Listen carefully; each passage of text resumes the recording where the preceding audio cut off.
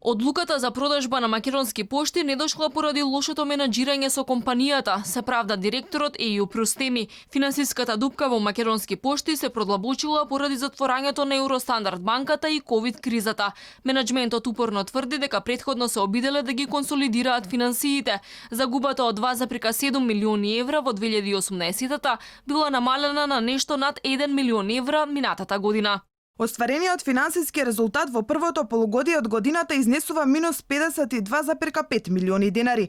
Планот за првите 6 месеци од 2020 година се остварува со 96,2%, а планираните приходи изнесуваат 586,5 милиони денари.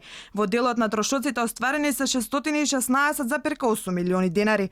Во минатото експозитурите на пошта беа предмет на грабежи, изби, пожари во централата во Скопје, а акционерското друштво важеше за прибежиште на партиските кадри на ДУИ. За менаџерскиот тим се плаќаа огромни суми за премии од осигурување.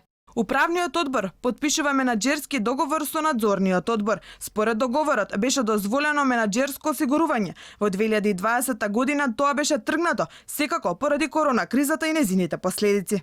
Менаџментот сега нема конкретен одговор дали владата ги консултирала раководните лица при донесување на одлуката за продажба и што ќе се случи со вработените, дали ќе продолжат да работат во компанијата или пак ќе останат на улица. Како можен заинтересиран инвеститор се споменува компанија од Словенија. Македонската пошта со години се вбројува меѓу најголемите државни загубари. Овие компании важат за главни вработувачи на партиски кадри, не се ефикасни и не обезбедуваат квалитетни услуги.